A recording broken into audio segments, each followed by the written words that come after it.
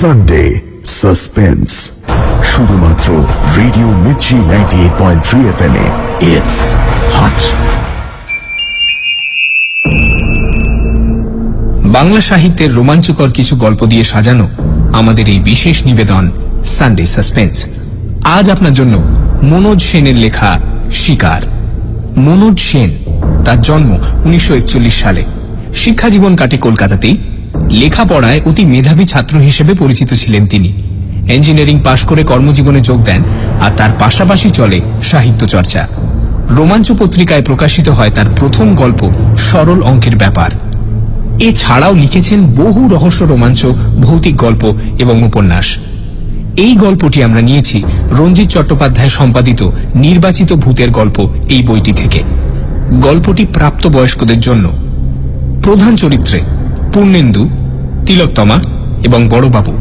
গল্প পাঠে মীর। গল্পের সূত্রধার সোমক। শুরু হচ্ছে শিকার।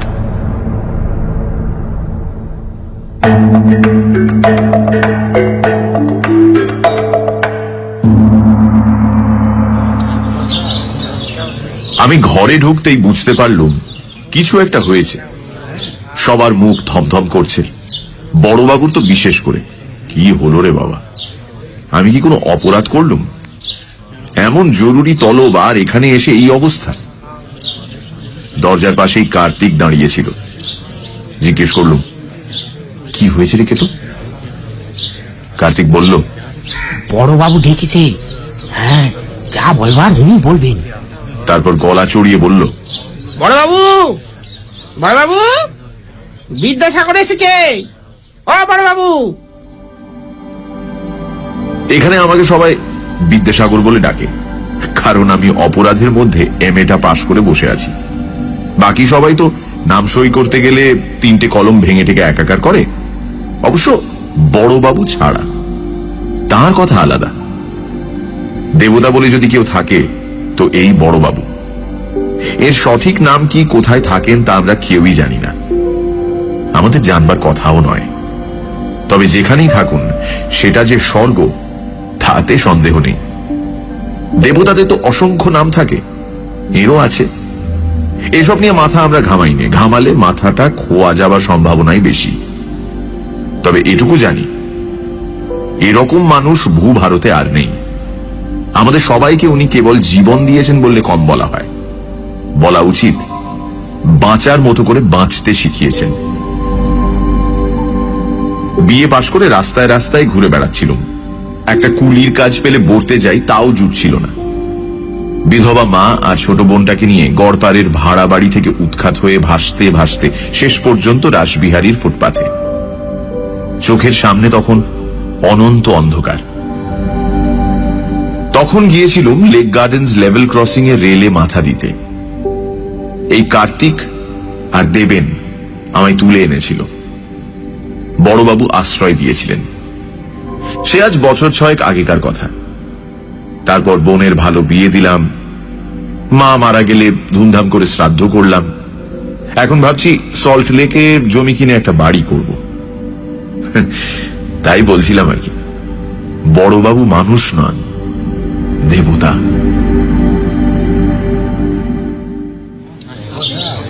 কার্তিকের গলা শুনে বড়বাবু ঘাড় ঘুরিয়ে আমার দিকে তাকালেন, বললেন, কে রে পূর্ণেন্দু, এদিকে আয়, খবর শুনেছিস? বড়বাবুর গলা শুনে বুঝলাম যে আমি কোনো দোষ করিনি। বাবা, বাঁচলুম। যা ভয় পেয়েছিলাম। হাত কচলাতে কচলাতে বললুম, আগে না তো। কি খবর বড়বাবু? বড়বাবু ঘরের এক পাশে একটা গোল টেবিলের ওপাশে বসেছিলেন। বাকি সবাই দাঁড়িয়েছিল। ওর সামনে বসা। টেবিলের ওপর এক গ্লাস নিট হুইস্কি আর একটা বোতল রাখা ছিল। বড়বাবু এক চুমুক খেয়ে বললেন, হায়দার মারা গেছে। হায়দার? আমরা যাকে গরিলা বলে ডাকতুম, সে কি? সে ছিল বড়বাবুর পার্সোনাল বডিগার্ড। আমি ক্ষীণ কণ্ঠে জিজ্ঞেস করলাম, কি হয়েছিল? বদন ঘোষ রোডের একটা বাড়ির ছাদ থেকে কেউ ওকে ঠেলে রাস্তায় ফেলে দিয়েছিল, ঘাড় মটকে গেছে। আর ঠেলে ফেলাই বা বলি কি করে, ছুঁড়ে ফেলে দিয়েছে। রাস্তার ঠিক মাঝখানে লাশ পড়েছিল। কি সর্বনাশ! ওখানে কি করছিল? পরে বলছি। আচ্ছা, তোমরা এবার যাও, আমি পূর্ণেন্দুর সঙ্গে কিছু কথা বলবো। বড়বাবুর আদেশ শুনে সবাই নিঃশব্দে ঘর থেকে বেরিয়ে গেল। দাঁড়িয়ে রইলাম শুধু আমি। বড়বাবু এক হাত তুলে চোখের কালো চশমাটা ঠিক করে নিলেন। উনি 24 ঘন্টা কালো চশমা পরে থাকেন। কেন কে জানে? শুনেছি ওর একটা চোখ নাকি পাথরের। হতেও পারে, সে খবরে আমাদের কি দরকার? বড়বাবু সম্পর্কে বেশি কৌতূহল একদম ভালো জিনিস নয়। বড়বাবু বললেন, বদন ঘোষ রোড তুই চিনিস? ভবানীপুরে? সে যাকে না চিনলেও চিনিয়ে দেওয়া যাবে এখন। ওখানে রাজমোহন সিংহ রায়দের বাড়ি আছে, পুরনো দিনের জমিদার বাড়ির মতো। বাড়ির ভেতরে মন্দির টন্দির আছে, রোজ পুজো আচ্ছা হয়। হায়দারকে ওখানেই পাঠিয়েছিল। কি যে হলো সে যাকে। এবার কাজের কথা বলি, মন দিয়ে শোন। বদন ঘোষ রোডের বাড়িটাকে লোকে বলে রাজমোহনের রাজবাড়ি। রাজমোহনের বিহারে না কোথায় মস্ত জমিদারি ছিল। ভদ্রলোক প্রায় 100 বছর আগে এই বাড়িটা বানিয়েছিলেন। পরবর্তীকালে ওর ছেলেপুলেরা কলকাতাতেই থাকতেন, এখান থেকে জমিদারি চালাতেন। প্রচুর পয়সা ছিল এক সময়, প্রচুর ফুর্তি বার্তাও করেছে। তবে সে যাক, ওসব কোনো কাজের কথা নয়। এখন এই বাড়ির মালিক একটা মেয়ে, তার নাম তিলোত্তমা রায়চৌধুরী। এ হচ্ছে এখন সিংহ রায়দের শেষ বংশধর। ওর ভাই রত্নাকর সিংহ রায় বছর খানেক হলো মারা গেছে। সে বিয়ে তা করেনি, ছেলেপুলে নেই, কাজে এখন সব সম্পত্তির মালিকানা বর্তেছে ওই তিলোত্তমার উপর। ওর বাবা রমাকান্ত অনেকদিন আগেই গেছে, মেয়েটি বিধবা। বিয়ে হয়েছিল বছর 10 আগে কোনো এক রায়চৌধুরীর সঙ্গে, একটা বাচ্চা হয়েছিল। সেটা বছর 3 বয়সে মারা যায়। তারপরের বছর রায়চৌধুরীও মারা যায়। তখন মেয়েটি বাপের বাড়ি চলে আসে। এখানে এসে কেবল পুজো আচ্ছা ধর্মকর্ম নিয়ে আছে। এটা তা প্রায় গত 5 বছর ধরে চলছে। সিংহরায়দের টাকা পয়সা এখন আর তেমন কিছু নেই, ফোঁপড়া হয়ে গেছে, কিন্তু ঠাঁট এখনো বজায় আছে। আর এটা চালিয়ে যাচ্ছে ওদের ওই ম্যানেজার দুর্গাশঙ্কর উপাধ্যায়। নামে হিন্দুস্তানি, বাঙালি হয়ে গেছে। বুড়ো হাড় বজ্জাত, ঘুঘু নাম্বার 1। ঘুষ খায় না, মেয়ে ছেলের লোভ নেই, মাল খায় না, একেবারে 3rd ক্লাস। আমি লোকটাকে বাজানোর জন্য বছর 2 আগে জিতেনকে পাঠিয়েছিল। তুই তো জিতেনকে জানিস, কথা বলা এক্সপার্ট। ইচ্ছে করলে আইনস্টাইনকেও বুঝিয়ে আসতে পারে যে সূর্য পশ্চিম দিকে ওঠে। সেই জিতেনের মুখ খুলতে না খুলতে হারামজাদা বুড়ো একেবারে পুলিশে ফোন করে বসে আছে। জিতেন কোন রকমে ওখান থেকে কেটে বেরিয়ে এসেছিল। এখন তোর মনে প্রশ্নটা স্বাভাবিক যে সিংহ রায়রা যদি ফোঁপড়াই হয়ে গিয়ে থাকবে, তবে ওদিকে আমার নজর কেন? তার কারণ আছে। ওদের একটা জিনিস আছে যেটা বলা যায় অমূল্য। সেটা ওদের গৃহদেবতা, একটা বিষ্ণু মূর্তি। এই মূর্তিটা থাকে বাড়ির ভেতরে, কখনো বাইরে আসে না। বাইরের মন্দিরের যে বিষ্ণু মূর্তি, সেটা এই মূর্তিটার হুবহু নকল, কিন্তু নকলই। বাইরেরটা পাথরের, আসলটা অষ্টধাতু। বাইরের মূর্তিটার যেসব গয়নাগাটি আছে সেসব ঝুটো। আসলটায় যে কি আছে তা বলে দিতে হবে না। তার চেয়েও বড় হচ্ছে মূর্তিটার বুকে একটা প্রকাণ্ড পদ্মরাগ মণি ফিট করা আছে, যেটাকে বলে কৌস্তব মণি। আমার নজর ওই মূর্তিটার দিকে। আখতারুজ্জামান এই খবরটা দিয়েছিল বছর 3 আগে। সেই সময় রত্নাকর সিংহ রায় নাকি গোপনে এক জার্মান সাহেবের সঙ্গে দর কষাকষি করছিল ওটা বেচে দেওয়ার জন্য। সেটা আখতার জানতে পারে, তখন সে আমার কাছে আসে। আজ রত্নাকর বা আখতার কেউই বেঁচে নেই। আমি ছাড়া এটার খবর আর বোধহয় কেউ জানে না। তবে আমার বিশ্বাস মূর্তিটা বের করে দিতে পারলে ঘরে 20 লাখ টাকা উঠবে মিনিমাম। চেপে চুপে ধরতে পারলে 40 পর্যন্ত উঠতে পারে। আমি হায়দারকে পাঠিয়েছিলাম মালটা ওঠানোর জন্য। ও বাড়ির একটা ঠিকে ছিকে তুলে এনে কলকাতায় সে বলে দিল যে মাল কোথায় আছে। দোতলার ওপর কর্তামশাইয়ের ঘর, সেখানে দেওয়ালের মধ্যে গাঁথা সিন্ধুকের মতো মন্দির। বন্ধ করলে সিন্ধুক, খুললে মন্দির। সেখানেই গৃহদেবতার অবস্থান। তুই তো জানিস হায়দার ছিল কলকাতা কেন সারা দেশের 1 নম্বর গব্বাবাজ, যাকে ইংরেজিতে বলে ক্যাট বাগলার। অত বড় শরীরটা নিয়ে যে কোনো বাড়ির খাড়া দেওয়াল বেয়ে টিকটিকির মতো উঠে যেতে পারত। 10 তলার উপর কার নিচে বেয়ে হাঁটাচলা করতো, যেন ময়দানে হাওয়া খাচ্ছে।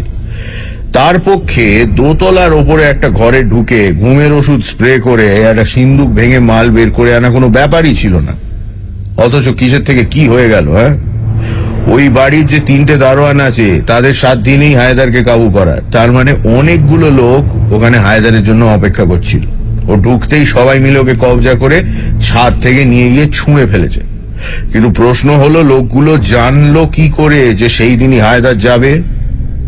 আমি ভয়ে ভয়ে বললুম, ঠিকেজিটা না না না না না, সেটাকে তো মেরে লেকের জলে ফেলে দিয়েছিলুম। ওসব সাক্ষী রাখতে আছে কখনো? খবর অন্য কেউ দিয়েছে। সে যাক গে, সে ব্যাপারে তোর মাথা ঘামানোর দরকার নেই। এখন তোকে কি করতে হবে বলি শোন। তানুক কাকে বলে জানিস? আগে সুন্দরী তরুণী বিধবা। হ্যাঁ, তোকে সেই তানুক পটাতে হবে। এই কাজে তুই এক্সপার্ট। যেখানে যতবার তোকে মেয়ে ছেলে জপাতে পাঠিয়েছি ততবার তুই সাকসেসফুল। তোর ওই ফিল্ম স্টার মার্কা চেহারা, সাহিত্য টাহিত্য নিয়ে কবি টবি কথাবার্তা যে এমন কাজে লাগবে কে ভেবেছিল? ঠিক আছে, তো এখন ওই তিলোত্তমাকে গাঁথা দরকার, কারণ কর্তামশাই ঘরেই তিলোত্তমা শোয় একা, আর ওই সিন্ধুকের চাবি থাকে তিলোত্তমা আঁচলে। ওর ঘরে নানান জায়গায়, খাটের পাশে, টেবিলের নিচে, আলমারির কোনায়, সুইচ বোর্ডের পেছনে অ্যালার্ম বেলের সুইচ রাখা আছে। 1 সেকেন্ড সময় পেলেই কিন্তু ও সুইচ টিপে দেবে। কাজেই তিলোত্তমাকে একেবারে পেড়ে ফেলতে না পারলে চাবিটা হস্তগত করা কঠিন হবে। তাছাড়া আর একবার গব্বাবাজ পাঠাবো তারও উপায় নেই। ওই শালা উপাধ্যায় সব কটা জানলার বাইরে বিচ্ছিরি গ্রিল লাগিয়েছে, আর এমন ভাবে আলো লাগিয়েছে যে ওই ঘরের জানলা দুটোর ওপর গ্রিল ভাঙার কলম নিয়ে বসলে তাকে সবাই দেখতে পাবে। আসল কথা, চাবিটা পেতে হলে ঘরের ভেতর ঢুকতে হবে এবং তিলোত্তমাকে অসহায় করে ফেলতে হবে। এখন এটাই হলো তোর টাস্ক। এবার বল, কোনো প্রশ্ন আছে? তিলোত্তমার বয়স কত? 27-28। কত বছর বয়সে বিয়ে হয়েছিল? 18 বছরে। স্বামী মারা গেল 22 বছরে। স্বামী কিরকম লোক ছিল? শুনেছি 1 নম্বরের দুশ্চরিত্র লোক ছিল। নেশা, ভাঙ, মেয়ে মানুষ সব দোষী ছিল। মূর্তিটা কত বড়? খুব বড় কিছু নয়, ফুটখানেক উঁচু হবে। একাই নিয়ে বেরিয়ে আসতে পারবি। কতদিন সময় দেবেন? তা নে না, তোর যত সময় দরকার তুই নে না, আমার কোনো তাড়া নেই। আমি চুপ করে আছি দেখে বড়বাবু বললেন, ব্যাস, আর কোনো প্রশ্ন নেই? না। তুই একটা কথা খেয়াল করেছিস? এই মেয়েটা কিন্তু ভীষণ ভক্তিমতী, ধর্মপরায়ণ আর সূচিবায়গ্রস্ত। তাতে কিছু যায় আসে না। ওসব বাইরের স্নায়বিক বিকার, ভেতরে সব সমান। এতদিনে এটুকু জ্ঞান আমার হয়েছে যে দুনিয়ায় এমন মেয়ে নেই যে প্রলোভন প্রতিরোধ করতে পারে। কেউ হয়তো বেশি দিন আটকে রাখতে পারে, কেউ কম দিন, কিন্তু শেষ পর্যন্ত লোভের কাছে নিজেকে বিকিয়ে দিতে হবেই।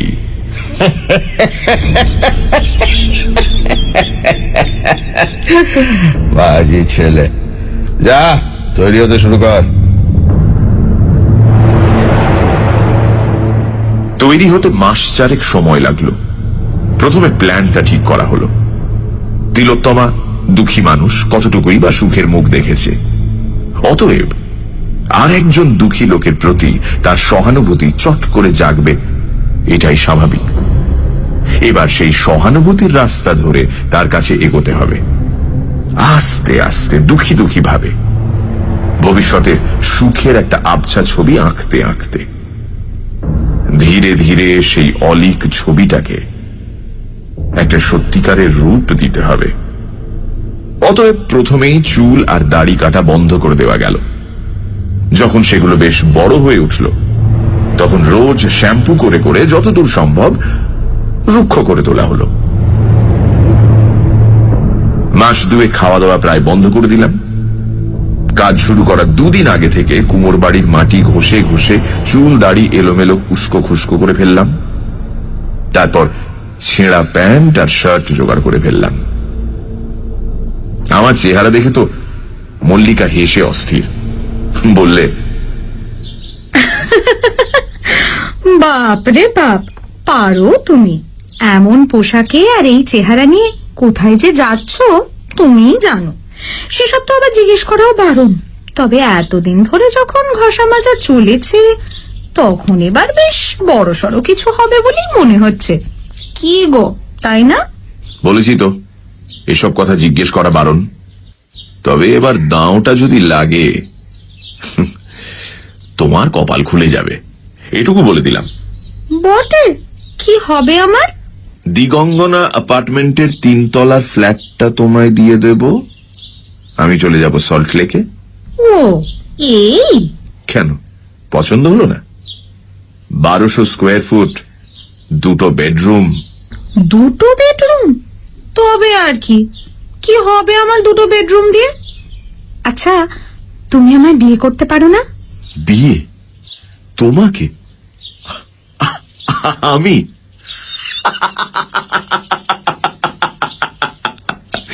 পাগল হয়েছো? হ্যাঁ, ফিল্মে নামিয়ে দিয়েছি, ভালো খাচ্ছ দাচ্ছ, ব্যাস ওই পর্যন্ত।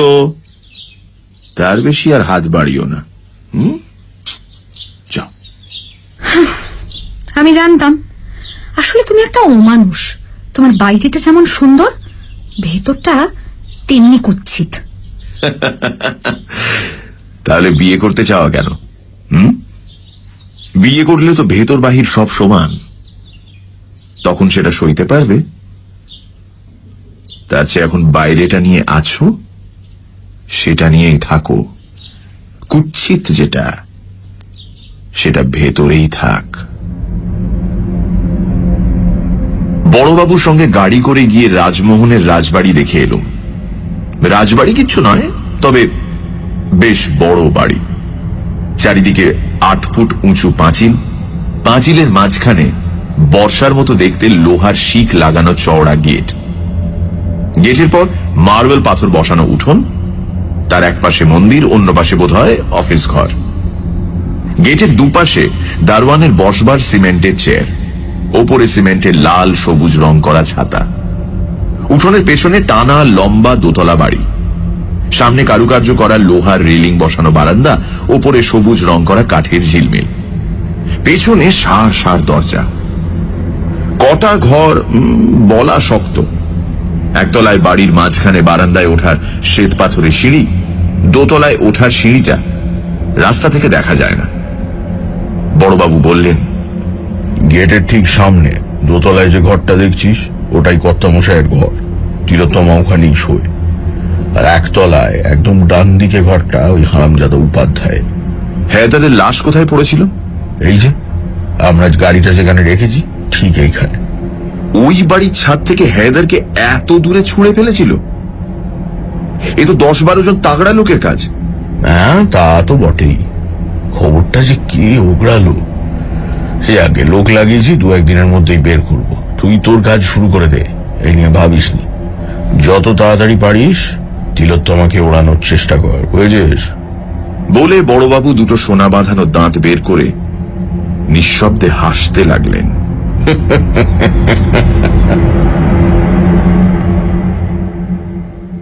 সানডে সাসপেন্স, শুধুমাত্র রেডিও মির্চি 98.3 FM এ। It's hot. গল্পের পরবর্তী অংশ ব্রেকের পর।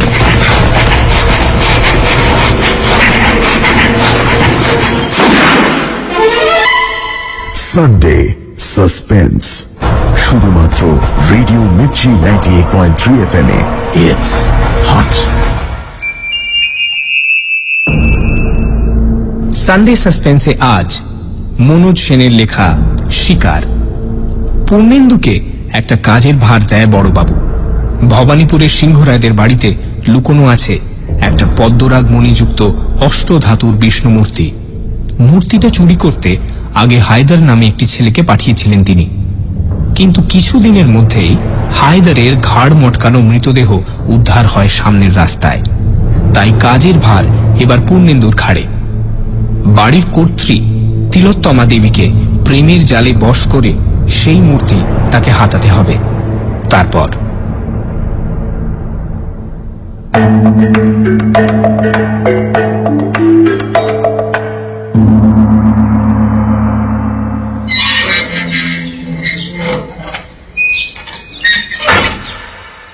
সারা রাত ফুটপাথে শুয়ে রইলুম। ভোরবেলা একটা রোগা পটকা দারোয়ান গেট খুলে দিল। তখন দেখি 2-4 জন বুড়ো বুড়ি ফুল টুল হাতে ভেতরে যাচ্ছে।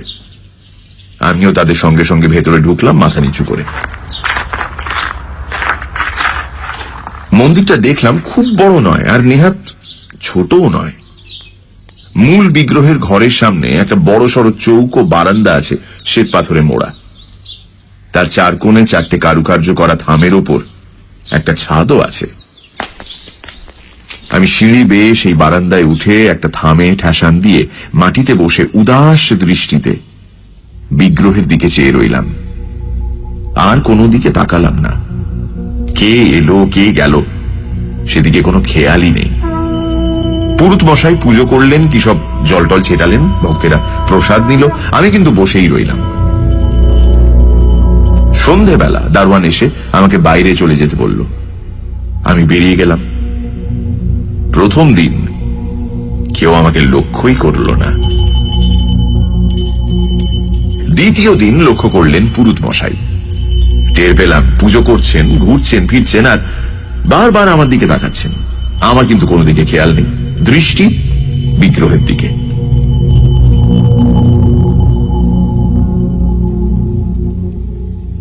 তৃতীয় দিন বিকেলবেলা পুরুত মশাই আমার সামনে এসে বসলেন। নানা প্রশ্ন, আমি কে, কোথায় থাকি, এখানে বসে আছি কেন, ইত্যাদি ইত্যাদি। আমি কোনোটারই জবাব দিলাম না। শেষে খুব করুণ সুরে শুধু বললাম, আমি এখানে বসে থাকলে যদি আপনার কোনো অসুবিধে না হয় তাহলে আমায় বসে থাকতে দিন। আমার কথা শুনে পুরুত মশাই অত্যন্ত লজ্জিত হলেন। চতুর্থ দিন দুপুরবেলা একটি দারোয়ান এসে আমার সামনে দাঁড়ালো, বলল, আমার সঙ্গে আসুন, ম্যানেজার বাবু ডাকছেন। আমি দীর্ঘশ্বাস ফেলে উঠে কম্পিত পদে উঠোন পার হয়ে অফিস ঘরে গেলাম। চলুন।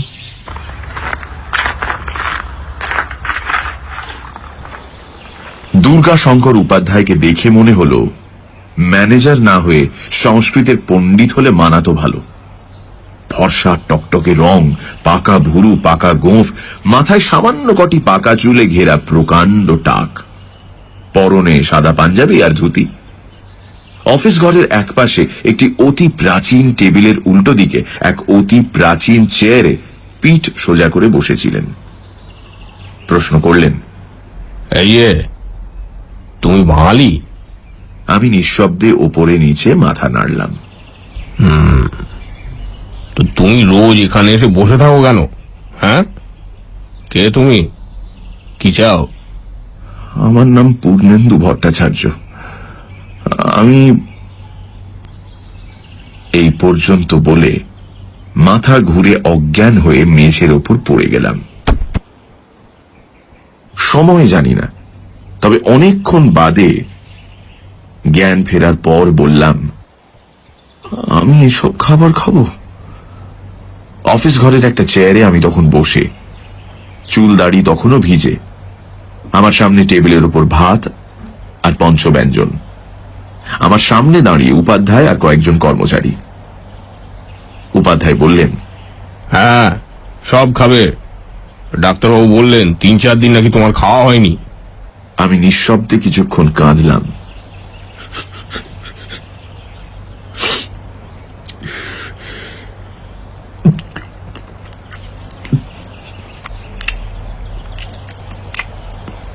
তারপর মাছ তরকারি সরিয়ে রেখে শুধু নুন দিয়ে খানিকটা ভাত খেয়ে উঠে পড়লাম। উপাধ্যায়ের দিকে তাকিয়ে বললাম, ধন্যবাদ, তবে ভবিষ্যতে দয়া করে এটা করবেন না। আমি এখানে খেতে আসি না, আসি শান্তির খোঁজে। যদি মনে করেন আমার মতো হতভাগার এখানে এলে কোনো অসুবিধে আছে, দারোয়ানকে বলে আমাকে বারণ করে দেবেন। বলে ক্লান্ত পায়ে আস্তে আস্তে ঘর থেকে বেরিয়ে গেলাম। উপাধ্যায় খুব একটা বিচলিত হয়েছেন বলে তো মনে হলো না। কঠিন কণ্ঠে বললেন, তা বাপু এখানেই শান্তি পাবে এরকম কথা তোমার মনে হলো কেন? ঘুরে দাঁড়িয়ে বললাম, শান্তি পাবো কি পাবো না তা তো জানি না, তবে খুঁজতে দোষ কি? বহু জায়গাতেই তো খুঁজলাম, পাইনি তো। তবে হ্যাঁ, আপনাদের পুরুত মশাইয়ের সংস্কৃত উচ্চারণ বড় খারাপ, খুব কানে লাগে বলে আবার ফিরে গিয়ে মন্দিরের বারান্দায় বসলাম। ডাক এলো সেদিন বিকেল বেলা। একটি কাজের মেয়ে এসে বলল, এই যে দিদিমণি তোমাকে ডাকতিছেন। বুঝলাম, সময় হয়েছে কাছে যাবার।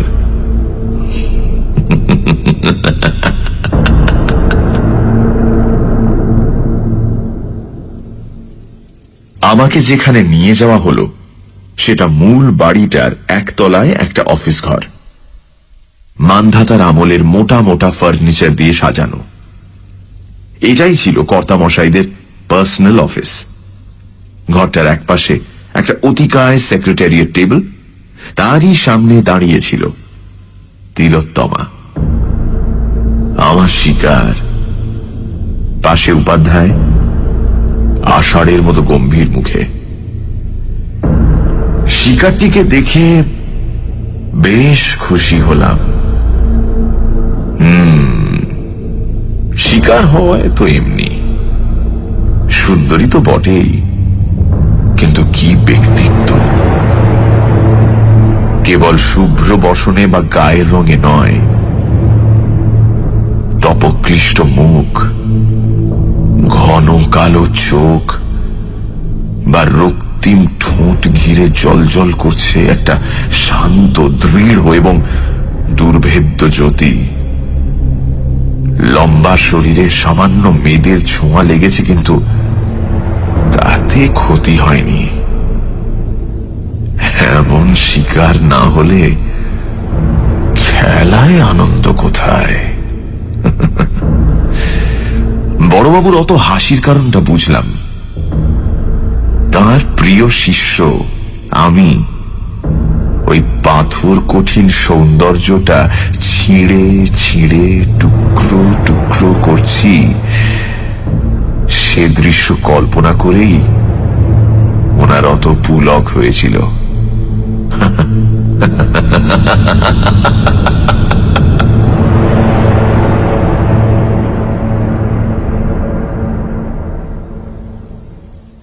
তিলোত্তমা মৃদু স্বরে অথচ গম্ভীর গলায় প্রশ্ন করল, খাবার দেওয়া হয়েছিল, খাওনি কেন?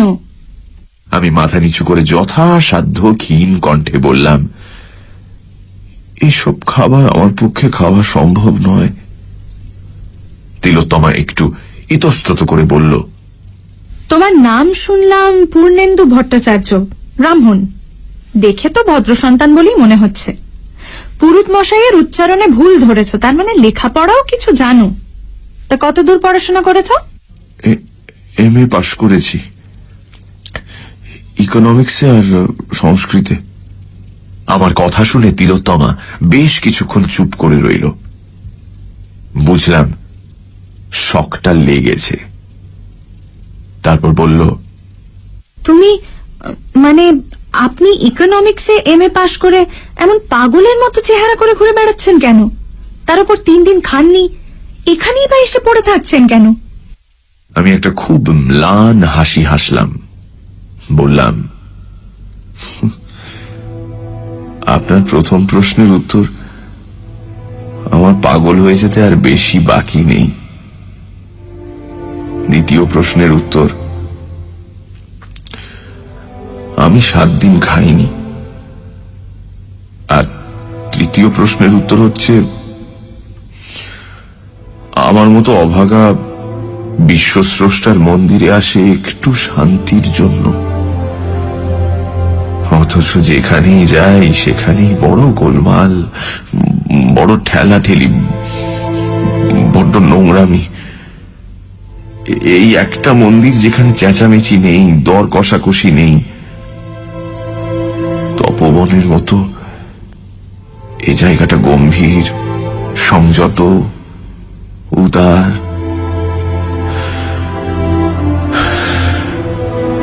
তাই এখানে আসি।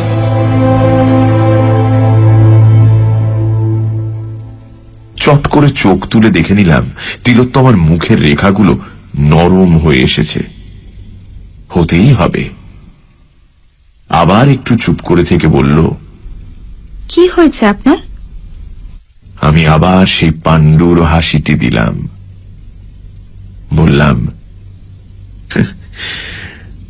আপনি সেসব জেনে কি করবেন? সারা জীবন সুখে আর প্রাচুর্যের মধ্যে কাটিয়েছেন, আমার কপালে রুক্ষকেশী অলক্ষী অচঞ্চলা হয়ে বসেছেন। এখন শুধু দিন গুনছি কবে তিনি মরণ ফাঁসিটি টানবেন, সেদিন বাঁচব। মুক্তোর মতো দাঁত বের করে হাসল তিলোত্তমা। বলল, আপনি ভাবছেন আপনার চেয়ে দুঃখী এই পৃথিবীতে আর কেউ নেই, তাই না? আপনার এই ধারণা কিন্তু ভুল। আপনি বলুন আপনার কথা, আমি শুনব। তারপর অনেক অনুরোধ উপরোধ ইত্যাদির পর আমার জীবন কাহিনীটি বললাম। আহা, কি কাহিনী! হিন্দি সিনেমাওয়ালারা পেলে লুফে নিত। গল্পটা এরকম। আমার বাবা ছিলেন গরিব স্কুল টিচার, সংস্কৃতের সেকেন্ড পণ্ডিত। আমরা থাকতুম গড়পাড়ে, একটা ভাঙা বাড়ির একতলায় দুটো ঘর নিয়ে। 18 বছর বয়সে যখন উচ্চ মাধ্যমিক পরীক্ষা পাশ করলুম, তখন বাবা মারা গেলেন।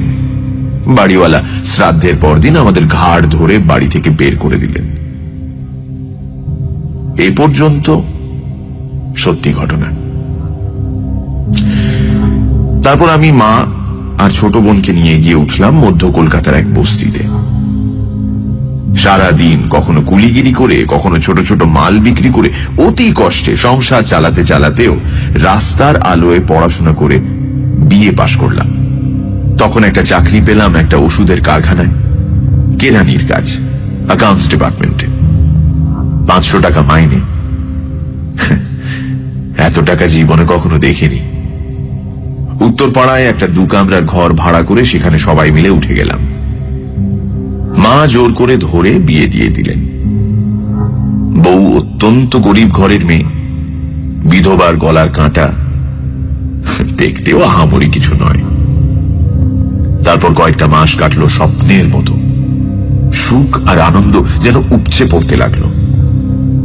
আমার ভাগ্য অলক্ষী আড়ালে হাসলেন। আঘাতটা এলো হঠাৎ। আমাদের কারখানায় একদিন সন্ধেবেলায় ডাকাত পড়ল। আমাদের অ্যাকাউন্টেন্ট খুন হলেন, 3 লাখ টাকা লুট হলো। পুলিশ এসে আমাকে অ্যারেস্ট করে নিয়ে গেল। আমার অপরাধ, আমি তখন পাশের ঘরে ওভারটাইম করছিলাম। মামলা শুরু হলো। পুলিশ প্রমাণ করলো যে আমি ডাকাত দলের গুপ্তচর। আমার 8 বছর জেল হলো। আমি জেল থেকে প্রাইভেটে পরীক্ষা দিয়ে সংস্কৃত আর ইকোনমিক্সে এমএ পাশ করলাম। ভালো ব্যবহারের জন্য আমার 2 বছরের সাজা মওকুফ হলো। ছাড়া পেলাম দিন 10 আগে। উত্তরপাড়ায় গিয়ে শুনলাম আমার মা না খেতে পেয়ে রক্ত বমি করে মরে গেছে, 18 বছরের বোনটা গলায় দড়ি দিয়ে আত্মহত্যা করেছে। আমার একটা ছেলে হয়েছিল, সে 5 বছর বয়সে রাস্তায় খেলতে গিয়ে লরির তলায়। তখন আমার স্ত্রী বদ্ধ উন্মাদ অবস্থায় বাড়ি থেকে বেরিয়ে যায়। 2 দিন বাদে গঙ্গায় তার মৃতদেহ ভাসতে দেখা যায়।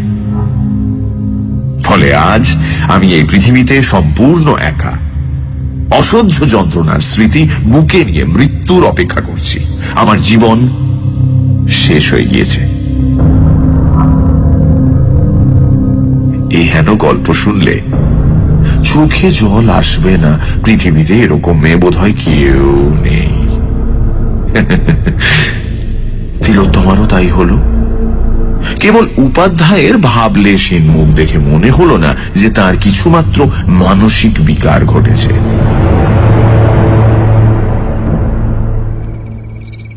সজল কণ্ঠে তিলোত্তমা বলল, আপনার ধারণা জীবন শেষ হয়ে গেছে, তাই না? না, জীবন শেষ হয় না। প্রত্যেক দিন সকালে আমাদের নতুন জীবনের শুরু হয়। আপনারও হয় এবং হবে। জ্যাঠামশাই, মন্দির ট্রাস্টের একটা পোস্ট তো খালি আছে। পূর্ণেন্দু বাবুকে ওই কাজটা দিন না।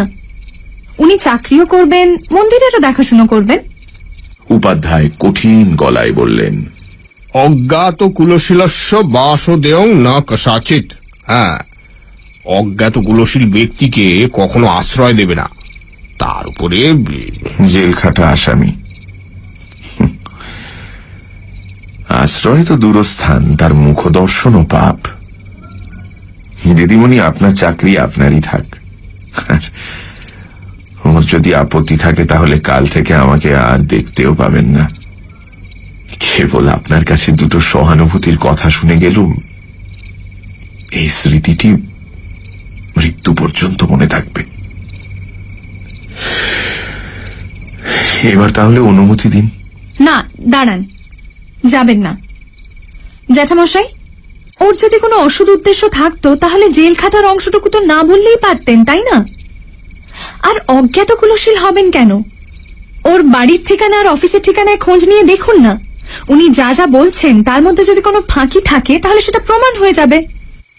যাক, বাঁচা গেল। গড়পাড়ের ঠিকানায় তো কোনো অসুবিধেই নেই। আর আশা করি জয় গোপাল মেডিসিন ম্যানুফ্যাকচারিং ওয়ার্কসের প্রকাশ মহাজন আর অতুল সারদানা সবকিছু ঠিকই বলবে। আসলে ফ্যাক্টরিটা বড়বাবুরই। হেরোইন আর কোকেনের বড়ি তৈরি করার গোপন জায়গা।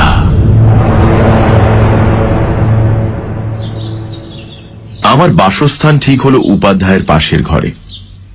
আমি স্নান করে দাড়ি কামিয়ে একটা হাত কাটা গেঞ্জি আর পাজামা পরে খাটে শুয়েছিলাম খাওয়া দাওয়ার পর।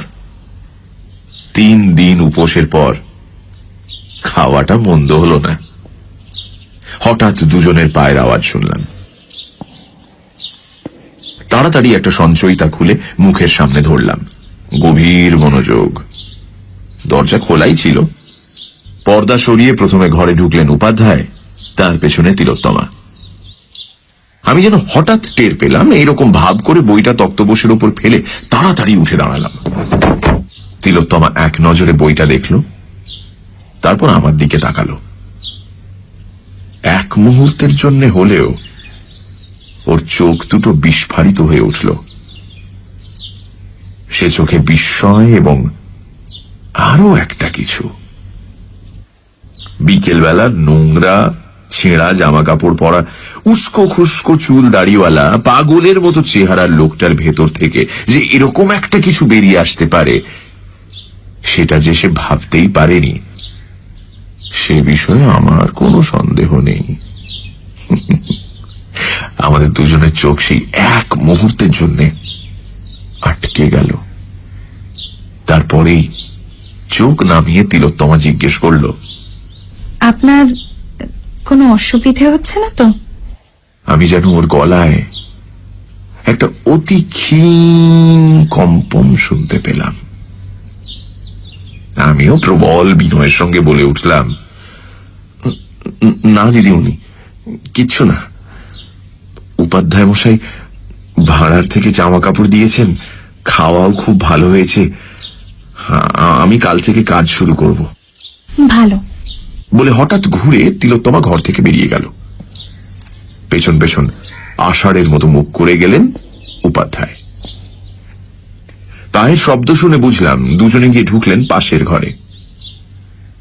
দেয়ালে কান লাগিয়ে শুনলাম তিলোত্তমা বলছে, আহা, আপনি মিছি মিছি ভয় করছেন জ্যাঠামশাই। আমি তো লোকটির কোনো বদমতলব দেখতে পাচ্ছি না। যা হোক, আপনি খোঁজ খবর তো নিন। আর তাছাড়া ভুলে যাচ্ছেন কেন যে আমার কোনো বিপদ হতেই পারে না? তোমার এই অদ্ভুত ধারণাটা আমি ভুলে যাওয়ারই চেষ্টা করি মা। তিলোত্তমা হেসে উঠল। সেই হাসির শব্দ বুকে নিয়ে আমি খুশি খুশি মনে ঘুমোতে গেলাম। কেবল একটা কথা খচখচ করতে লাগলো, তিলোত্তমার কোনো ক্ষতি হতে পারে না কেন? এই কথার অর্থ কি? সানডে সাসপেন্স, শুধুমাত্র রেডিও মির্চি 98.3 FM এ। It's hot. গল্পের পরবর্তী অংশ ব্রেকের পর।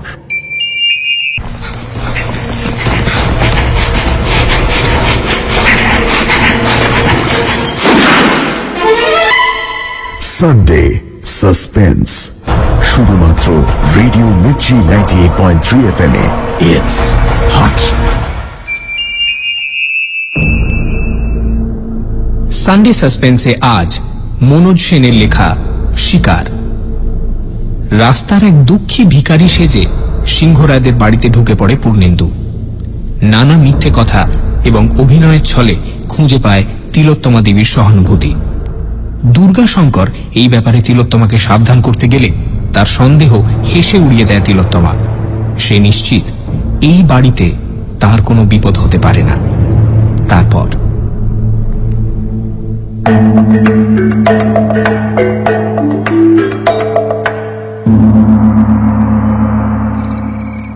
এরপর দুদিন আমি শুধু অফিস আর ঘর, ঘর আর অফিস করলাম। দ্বিতীয় দিনে দেখি উপাধ্যায়ের মুখের মেঘ খানিকটা কেটেছে। সেদিন রাত্রে আবার পাশের ঘরে কথোপকথনও শুনলাম।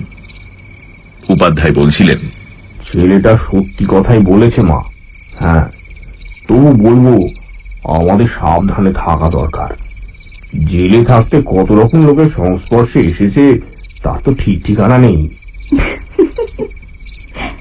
সীতার অগ্নি পরীক্ষার মতন কোনো ব্যাপার করবেন নাকি আবার? কি জানেন জ্যাঠামশাই, যারা আমাদের সহানুভূতি আর সমবেদনা পেলে সুস্থ সুন্দর মানুষ হয়ে উঠতে পারত, তাদেরই আমরা ঘৃণা করে দূরে সরিয়ে দিই। তারা বেঁচে মরে থাকে। কিন্তু শুধু সহানুভূতি আর সমবেদনায় তো আমার কাজ চলবে না, ডাইরেক্ট অ্যাকশন চাই। এই দুদিনে সেই প্ল্যানটা ঠিক করে নেওয়া গেল। তিলোত্তমার প্রাত্যহিক জীবনযাত্রার একটা সময়সূচি করে ফেললাম। দেখলাম সে খুব ভোরে ওঠে। সূর্য ওঠার একটু পরে সে স্নান করে নিচে নেমে আসে। আমাদের ঘরের পেছনে একটা বেশ বড় ফুলের বাগান আছে। সেখানে কিছুক্ষণ বেড়ায়, ফুল তোলে। পুরুত মশাই এলে যায় মন্দিরে। গেট খোলার আগে পুজো করে ফিরে আসে। তারপর ওপরে চলে যায়। কাগজপত্র সই করানোর জন্য উপাধ্যায় ওপরে যায়। আর কারুর ওপরে যাবার অধিকার নেই।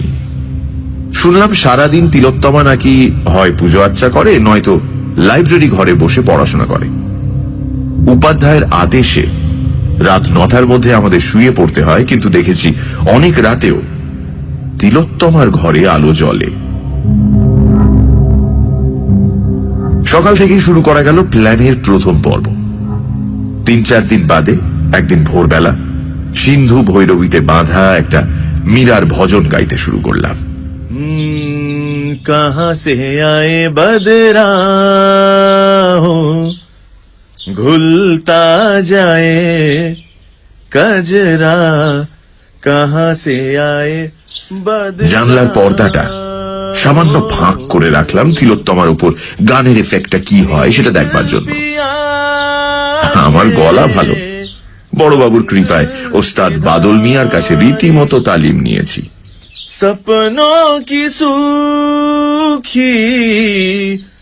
দেখলাম গান শুরু হতেই তিলোত্তমা একবার এদিক ওদিক তাকিয়ে দেখে নিল গানটা কোত্থেকে আসছে। তারপর যেন ওর বেড়ানোয় একটা ছন্দ পতন ঘটল। একটু ইতস্তত ঘুরলো, 2-1 ফুল গাছের সামনে দাঁড়ালো, তারপর একটা বকুল গাছের নিচে একটা বেদির ওপর মাথা নিচু করে বসে পড়ল।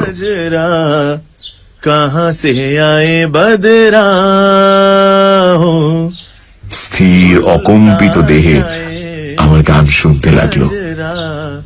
আর দেখলাম ওর এমনিতে ফ্যাকাশে মুখে যেন রঙের ছোঁয়া লেগেছে। কান দুটো লাল হয়ে উঠেছে।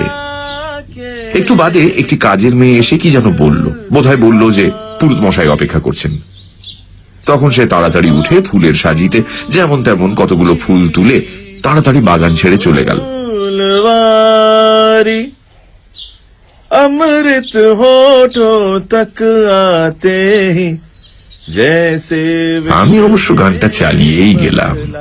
তারপরেও বেশ কিছুক্ষণ ধরে বুঝলাম ওষুধ ধরতে শুরু করেছে। कहाँ से आए बदरा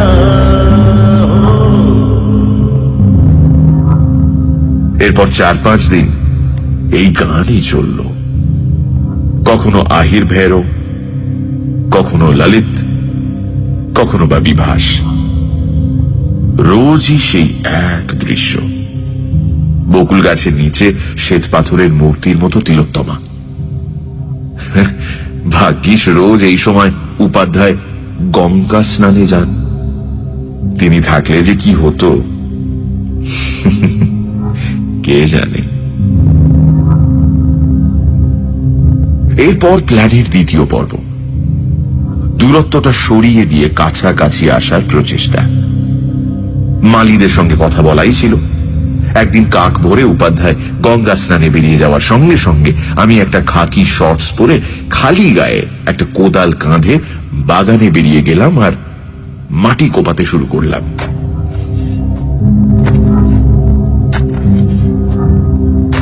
যখন সূর্য উঠল ততক্ষণে আমার সর্বাঙ্গ ঘামে ভিজে চকচক করছে।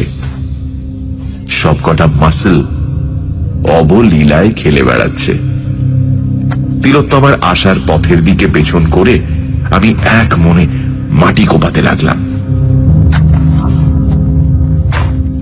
একটু বাদে শুকনো পাতার উপর লঘু পায়ের শব্দ আর দামি সাবানের মৃদু সুবাসে বুঝতে পারলাম যে সে এসে পেছনে দাঁড়িয়েছে।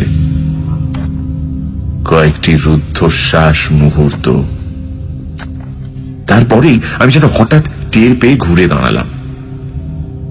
দেখলাম ফুলের সাজি হাতে বিস্ফারিত চোখে তিলোত্তমা আমার দিকে চেয়ে দাঁড়িয়ে আছে। একটা ক্ষুধিত বাঘিনীর মতো তার রক্তিম মুখ, নিষ্পলক দু চোখে চকচক করছে, লোলুপ দৃষ্টি।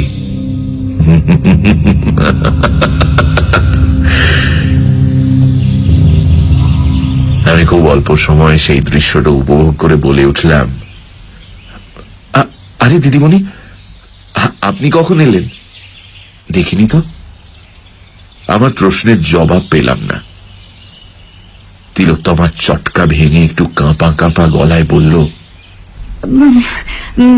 একই আপনি একই করছেন? মালিরা নেই নাকি?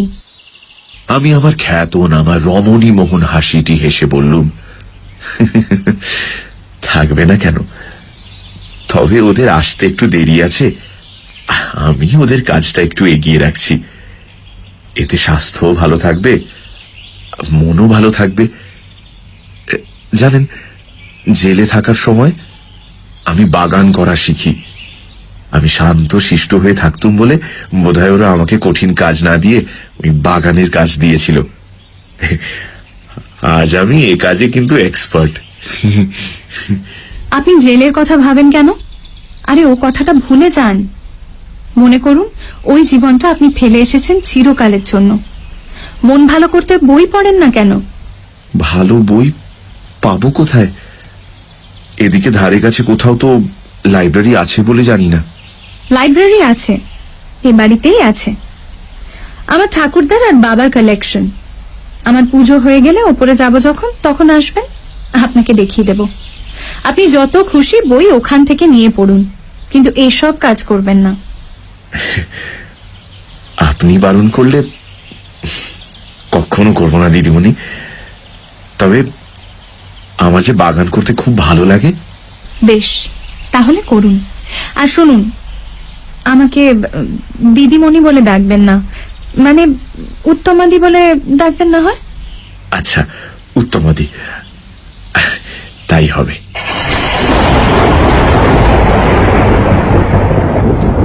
সেদিন সারাদিন আমি ওপরে যাবার কোনো চেষ্টাই করলাম না। বিকেলের দিকে নামলো তুমুল বৃষ্টি। কালিদাস বলেছেন, মেঘ দেখলে যিনি সুখী ব্যক্তি তিনিও উদাস হয়ে পড়েন। কথাটা দেখলাম সত্যি। হঠাৎ উপাধ্যায় মশাই কি যে হলো আমাকে ডেকে বললেন, ওহে, এই যে পূর্ণেন্দু, শুনলাম নাকি তুমি খুব ভালো গান গাও। হ্যাঁ, তা একটা বর্ষার গান শোনাও না। হ্যাঁ, আমি তো তৎক্ষণাৎ রাজি। বারান্দায় বসে ধরলুম মিয়া কি মলহার। ऐसी लागी लगन मीरा हो गई मगन वो तो गली गली हरि गुण गाने लगी। চোখ বুঝে গান গাইছিলাম। মাঝে একবার চট করে চোখ খুলে দেখে নিলাম সামনের উঠোনে দোতলার দরজার আলো এসে পড়েছে, আর তার মধ্যে রেলিং ধরে দাঁড়িয়ে থাকা একটি নারী মূর্তির ছায়া। আর দেখার দরকার ছিল না। তৎক্ষণাৎ চোখ বন্ধ করে ফেললাম। लगन मीरा हो गई मगन वो तो गली गली हरि সেই রাতে খুব তাড়াতাড়ি দোতলার আলো নিভে গেল।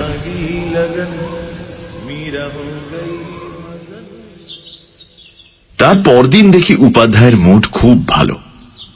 হেসে ছাড়া কথাই বলছেন না। অফিসের বাকি দুজন কেরানিকে আমার গানের খুব প্রশংসা করলেন। এর মধ্যে বিকেল বেলা তিলোত্তমার কাজের মেয়েটি অফিস ঘরে এসে আমায় বলল, আরে তোমাকে দিদিমণি ডাকতেছেন গো, এক্ষুনি একবার উপরে যাও। আমি উঠে দাঁড়ালাম। তৎক্ষণাৎ ঘরের মধ্যে বজ্র নির্ঘোষ শুনলাম, দাঁড়াও, আমিও তোমার সঙ্গে যাব। তাকিয়ে দেখি উপাধ্যায়ের মুখে আবার আষাঢ়ের মেঘ, তবে এবারেরটা আরো ঘন। আমরা দুজনে একসঙ্গে দোতলায় উঠলাম। দেখি লম্বা বারান্দার এক প্রান্তে একটা দরজার সামনে তিলোত্তমা দাঁড়িয়ে রয়েছে। আমাদের দেখে সুন্দর মিষ্টি হেসে বলল, হে কি জ্যাঠামশাই, আপনাকেও ডেকে নিয়ে এলো নাকি? আষাঢ়ের মেঘের ভেতর থেকে গুরুগম্ভীর স্বর বেরুল, না, আমি নিজেই এসেছি। আপনার কোনো দরকার নেই জ্যাঠামশাই, আপনি নিচে যান। আমি পূর্ণেন্দু বাবুকে উপরে ডেকেছি বাবার লাইব্রেরিটা দেখাবো বলে। বলে দরজাটা খুলে আমাকে বলল, আসুন পূর্ণেন্দু বাবু। উপাধ্যায় আর এগুতে গিয়েও এগোলেন না। একটা বাচ্চা ছেলের মতো রাগী আর অভিমানী মুখ করে এক জায়গায় দাঁড়িয়ে রইলেন। লাইব্রেরিটা সত্যিই দেখবার মতো। তিলোত্তমা চঞ্চল পায়ে ঘুরে ঘুরে দেখাতে লাগলো, এই দিকটা আসুন। ওর গলার স্বরে কথা বলার গাম্ভীর্যের বদলে কোথায় যেন একটা চাপল্যের ছোঁয়া লাগলো। এমনকি একটা বই আলমারি থেকে নামিয়ে সেটা খুলে আমাকে, এটা দেখুন দেখুন দেখুন দেখুন, এই লেখাটা দেখুন বলে যখন ডাকলো, আমি ওর ঘাড়ের উপর দিয়ে বইটা দেখার ছলে ঘনিষ্ঠ হয়ে কাছে এগিয়ে গেলেও সে কিন্তু সরে গেল না। আবার দেখলাম মুখের রক্তাভা, আর তার সঙ্গে বুকের ঘন ঘন ওঠা পড়া।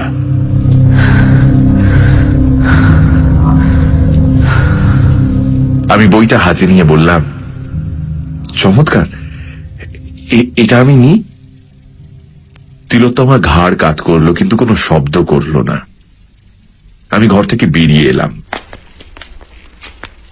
দেখি উপাধ্যায় এক জায়গায় একভাবে দাঁড়িয়ে আছেন। উনি আমার হাতের বইটা আর চোখে দেখলেন। তারপর আমরা দুজনে একসঙ্গে নিচে নেমে গেলাম।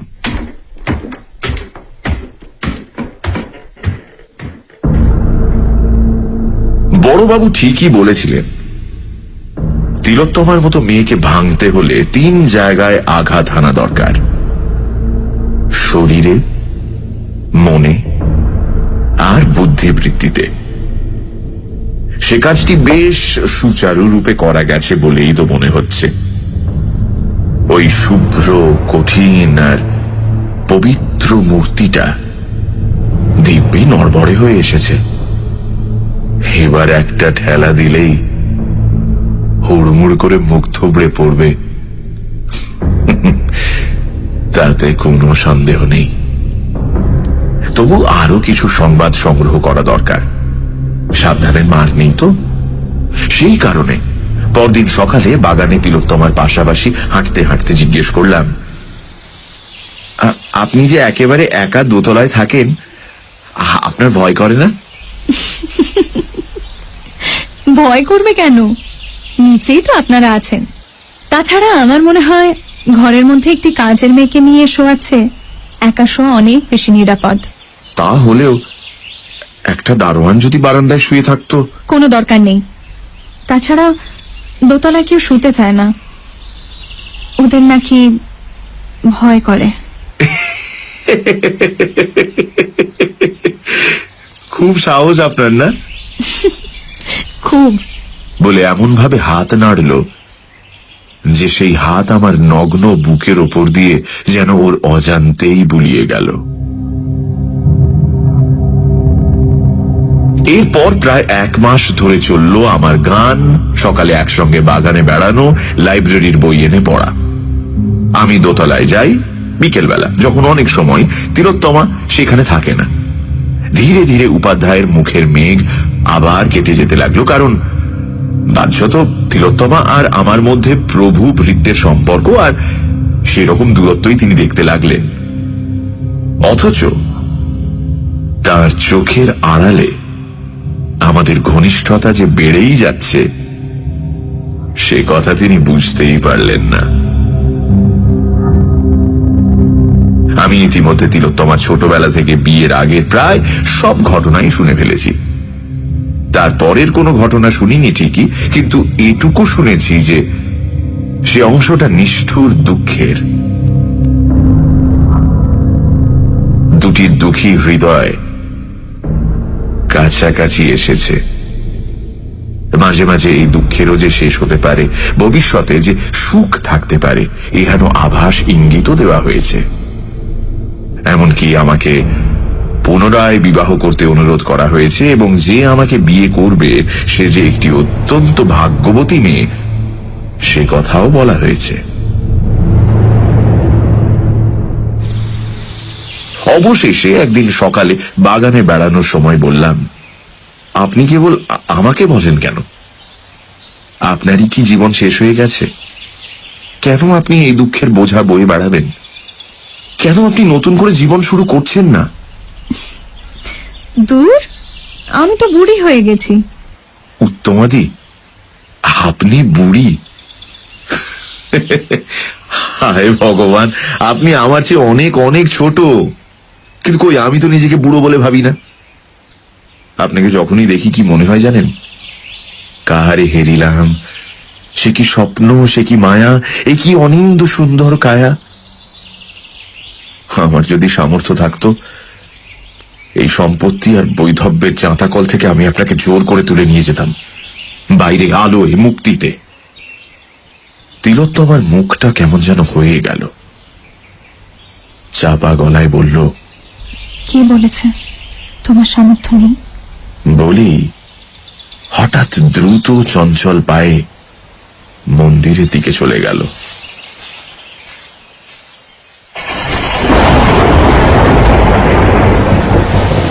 সেই রাতে তুমুল বৃষ্টি নামল।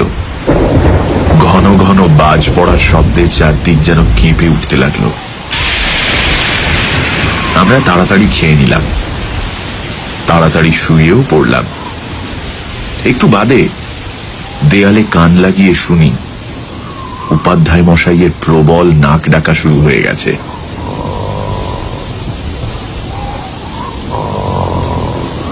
বুঝলাম আর দেরি করা ঠিক নয়।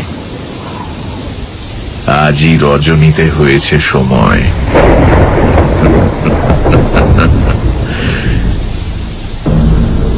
তৈরি হতে বেশিক্ষণ লাগলো না। পাজামার তলায় এক পায়ের সঙ্গে ইলাস্টিক ব্যান্ড দিয়ে বেঁধে নিলাম একটা লিকলিকে ছুরি, স্টিলেটো। অন্য পায়ে বাঁধলুম একটা ক্লিপ ড্যাগার। কোন হাতে কখন কোনটা লাগে বলা তো যায় না। পাঞ্জাবির এক পকেটে নিলাম একটা মুখ বাঁধার স্টিকিং প্লাস্টার আর বড় এক খণ্ড কাপড়। অন্য পকেটে রইল হাত দেড়েক লম্বা সরু একটা নাইলনের দড়ি।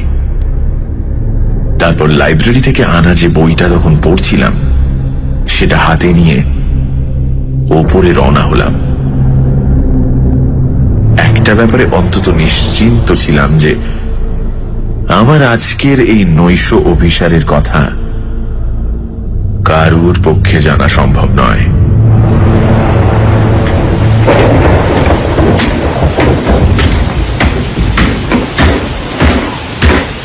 দোতলায় উঠে দেখি তিলোত্তমার ঘরে তখনও আলো জ্বলছে, দরজা বন্ধ।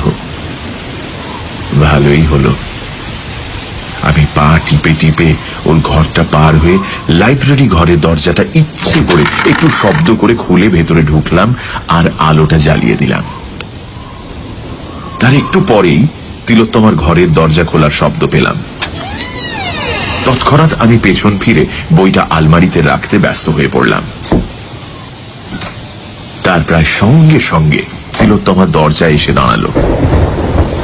আমাকে দেখে কাঁপা কাঁপা গলায় বলল, কি তুমি?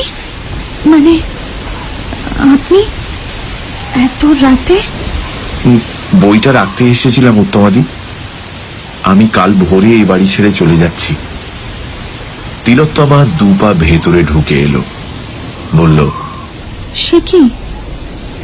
কেন? আমি ভীষণ পাপ করেছি উত্তমাদি। যিনি আমাকে মৃত্যুর মুখ থেকে তুলে এনেছেন, আশ্রয় দিয়েছেন, সমবেদনা আর সহানুভূতি দিয়ে আমার দুঃখ মেটাবার চেষ্টা করেছেন, আমি তার সম্পর্কে কুচিন্তা করেছি। এ বাড়িতে তারপর আমার আর থাকার অধিকার নেই। নরকেও স্থান হবে না আমার। তিলোত্তমা আরো দুপা এগিয়ে আমার বুকের সামনে এসে দাঁড়ালো, মৃদু হেসে বলল, কুচিন্তা করেছ আমার সম্পর্কে? বলো না, কি চিন্তা করেছ? বলো না।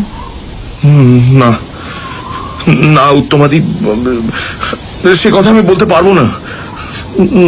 উত্তমাদি নয়, বলো তিলোত্তমা।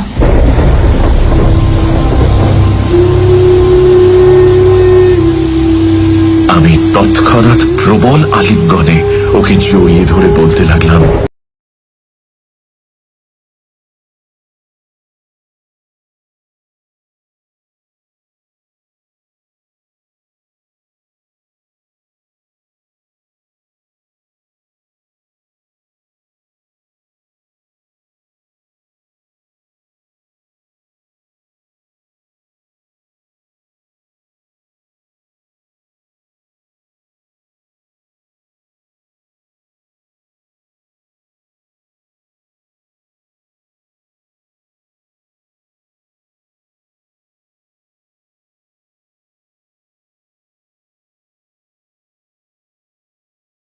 পর না হয় মারব, নাকি হাত পা মুখ বেঁধে ফেলে রেখে যাব, যাতে সকালে এসে সবাই সেই অবস্থায় ওকে দেখতে পায়।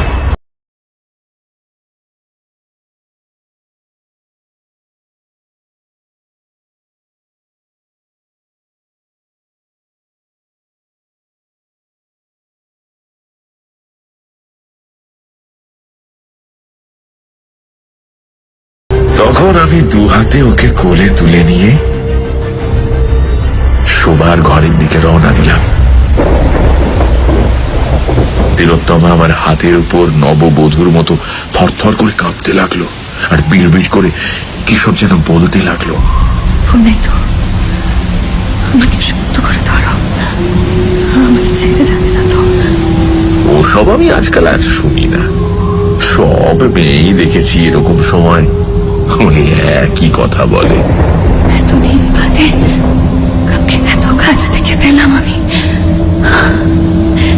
ওকে নিয়ে শোবার ঘরে এসে খাটের সামনে ওকে দাঁড় করিয়ে দিলাম। প্রথমেই শুইয়ে দিলে ব্যাপারটা রসিয়ে রসিয়ে খেলানো যাবে না। আমার সারা গায়ে বিদ্যুৎ আমাকে আমাকে শক্ত করে ধরো, শক্ত করে, আরো কাছে, আরো কাছে। তারপর ওর বুকের আঁচলটা নামিয়ে দিয়ে একটা মুগ্ধ মুখভঙ্গি করে বললাম, তিলোত্তমা, তুমি সত্যি তিলোত্তমা।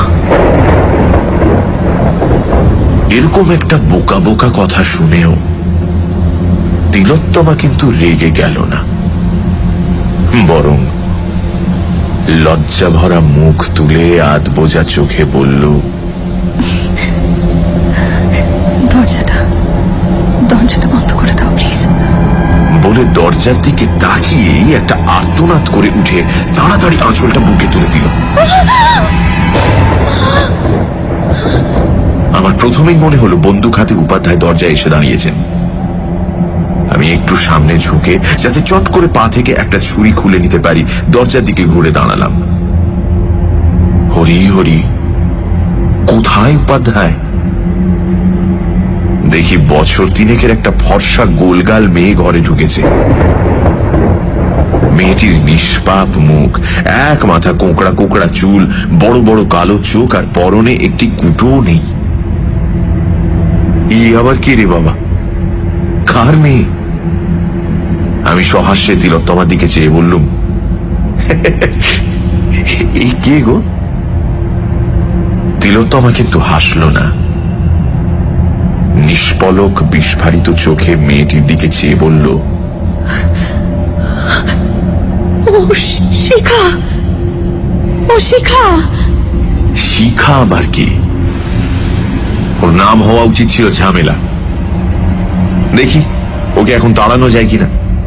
এই ভেবে আমি বাচ্চাটির কাছে গিয়ে নিচু হয়ে ওর মুখের কাছে মুখ এনে বললুম, খোকি, এই বৃত্তির মধ্যে নাংটু হয়ে ঘুরতে নেই, যাও যাও তোমার ঘরে যাও, যাও। বলতেই মেয়েটি হঠাৎ হাত বাড়িয়ে আমার চুলের মুঠি ধরে আমাকে পাশের দেয়ালে আছড়ে ফেলল। ব্যাপারটা এমন আচম্বিতে হলো যে আমার মুখ থেকে একটা শব্দ বেরোলো না। আমার মাথা ঝনঝন করে উঠল। আমি স্তম্ভিত বিস্ময়ে অনড় হয়ে পড়ে রইলুম।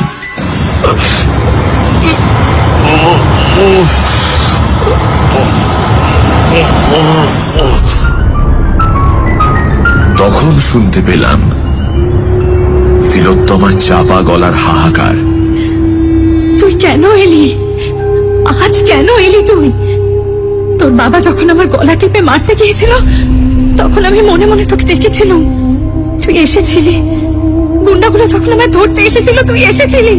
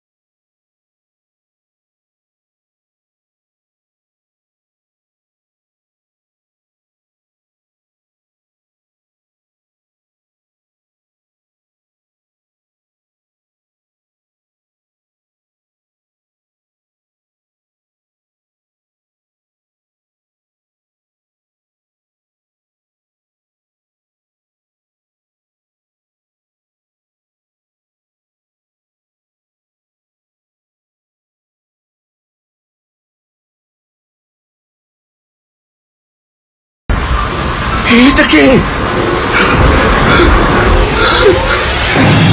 ততক্ষণে বাচ্চাটা আমাকে দরজার দিকে টানতে টানতে নিয়ে যাচ্ছে, তারই মধ্যে শুনতে পেলাম আমার প্রশ্নের উত্তর। ও আমার মেয়ে শিখা। তিলোত্তমার মেয়ে? সে কোথায় ছিল এতদিন? আমার চিন্তা সব জট পাকিয়ে যাচ্ছে, আমার নাক মুখ দিয়ে যেন আগুন বেরোচ্ছে। আমাকে কোথায় নিয়ে যাচ্ছে? আমাকে কোথায় নিয়ে যাচ্ছে? দরজার সামনে দাঁড় করানো, বাইরে বিদ্যুৎ চমকাচ্ছে, আমার সর্বাঙ্গে অসহ্য যন্ত্রণা।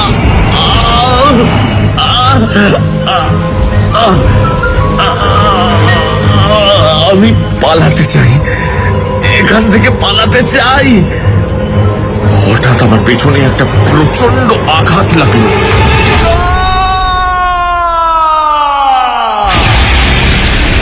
মনে হলো যেন 10টা ঘোড়ার লাথি একসঙ্গে এসে পড়লো। আমি ছিটকে বারান্দা দিয়ে শূন্যে এসে পড়লাম।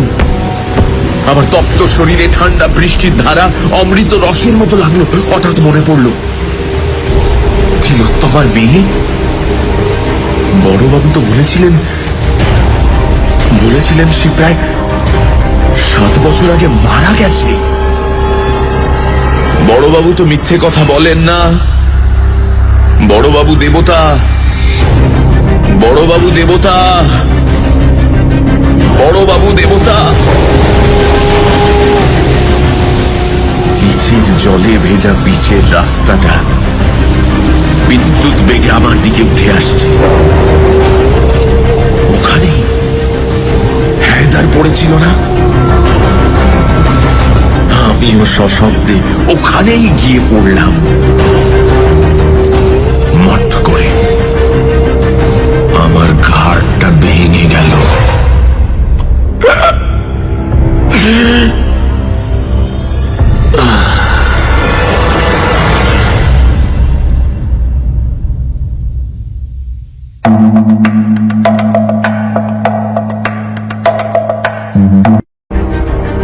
না আগে এমন সুন্দরী মেয়েটাকে উপভোগ করে নেব,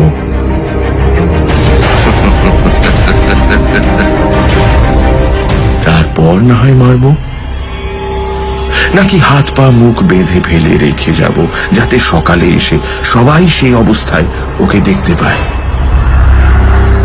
তখন মজাটা আরো জমবে। মনে হলো শেষ প্রস্তাবটাই সবচেয়ে ভালো।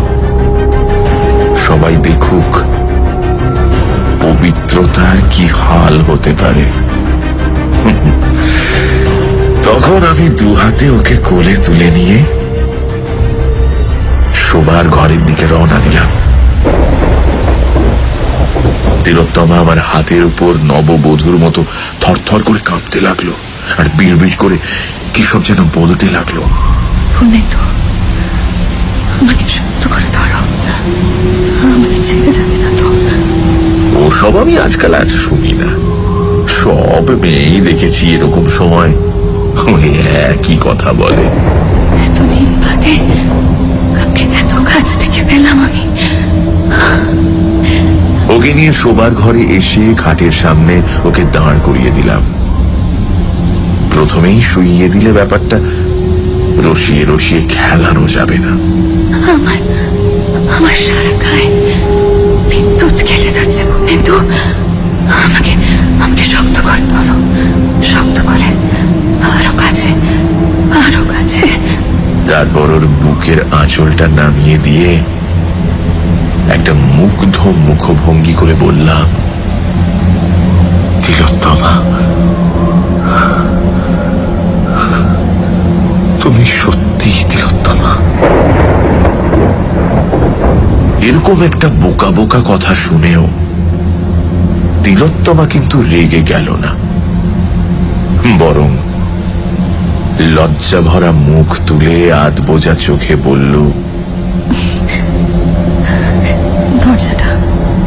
দরজাটা বন্ধ করে দাও প্লিজ। বলে দরজার দিকে তাকিয়ে একটা আর্তনাদ করে উঠে তাড়াতাড়ি আঁচলটা বুকে তুলে দিল।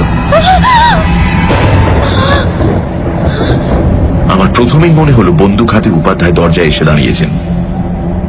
আমি একটু সামনে ঝুঁকে যাতে চট করে পা থেকে একটা ছুরি খুলে নিতে পারি দরজার দিকে ঘুরে দাঁড়ালাম। হরি হরি কোথায় উপাধ্যায়? দেখি বছর তিনেকের একটা ফর্সা গোলগাল মেয়ে ঘরে ঢুকেছে। মেয়েটির নিষ্পাপ মুখ, এক মাথা কোঁকড়া কোঁকড়া চুল, বড় বড় কালো চোখ, আর পরনে একটি কুটোও নেই। ই আবার কে রে বাবা? কার মেয়ে? আমি সহাস্যে তিলোত্তমার দিকে চেয়ে বললুম, এই কে গো? তিলোত্তমা কিন্তু হাসল না। নিষ্পলক বিস্ফারিত চোখে মেয়েটির দিকে চেয়ে বলল, ও শিখা, ও শিখা। শিখা আবার কি? ওর নাম হওয়া উচিত ছিল ঝামেলা। দেখি ওকে এখন তাড়ানো যায় কিনা। এই ভেবে আমি বাচ্চাটির কাছে গিয়ে নিচু হয়ে ওর মুখের কাছে মুখ এনে বললুম, খোকি, এই বৃত্তির মধ্যে নাংটু হয়ে ঘুরতে নেই। যাও যাও, তোমার ঘরে যাও। যাও। বলতেই মেয়েটি হঠাৎ হাত বাড়িয়ে আমার চুলের মুঠি ধরে আমাকে পাশের দেয়ালে আছড়ে ফেলল। ব্যাপারটা এমন আচম্বিতে হলো যে আমার মুখ থেকে একটা শব্দ বেরোলো না। আমার মাথা ঝনঝন করে উঠল। আমি স্তম্ভিত বিস্ময়ে অনড় হয়ে পড়ে রইলুম।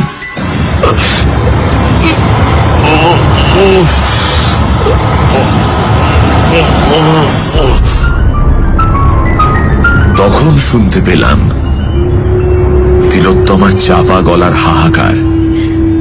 তুই কেন এলি? আজ কেন এলি তুই? তোর বাবা যখন আমার গলা টিপে মারতে গিয়েছিল, তখন আমি মনে মনে তোকে ডেকেছিলাম। তুই এসেছিলি। গুন্ডাগুলো যখন আমায় ধরতে এসেছিল, তুই এসেছিলি।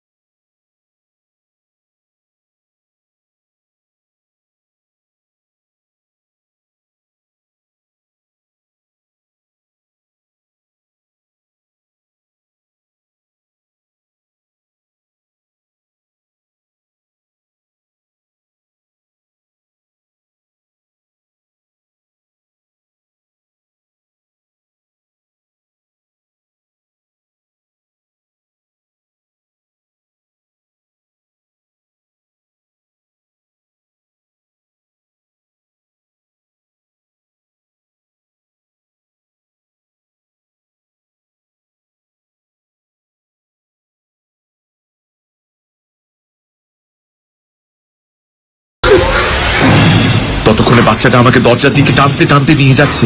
তারই মধ্যে শুনতে পেলাম আমার প্রশ্নের উত্তর। ও আমার মেয়ে শিখা। তিলোত্তমার মেয়ে? সে কোথায় ছিল এতদিন? আমার চিন্তা সব জট পাকিয়ে যাচ্ছে। আমার নাক মুখ দিয়ে যেন আগুন বেরোচ্ছে। আমাকে কোথায় নিয়ে যাচ্ছে? আমাকে কোথায় নিয়ে যাচ্ছে? দরজার সামনে দাঁড় করানো, বাইরে বিদ্যুৎ চমকাচ্ছে। আমার সর্বাঙ্গে অসহ্য যন্ত্রণা।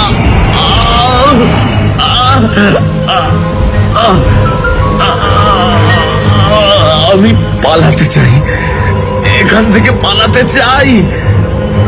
হঠাৎ আমার পেছনে একটা প্রচন্ড আঘাত লাগলো।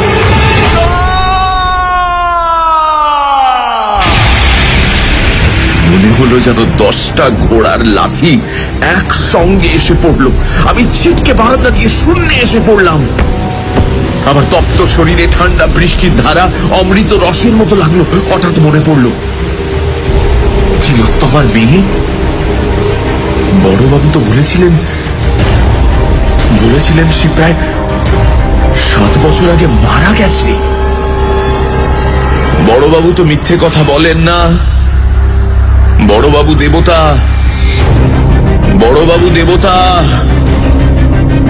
বড়বাবু দেবতা। পিচের জলে ভেজা পিচের রাস্তাটা বিদ্যুৎ বেগে আমার দিকে উঠে আসছে। ওখানেই হায়দার পড়েছিল না? আমিও সশব্দে ওখানেই গিয়ে পড়লাম। মট করে আমার ঘাড়টা ভেঙে গেল।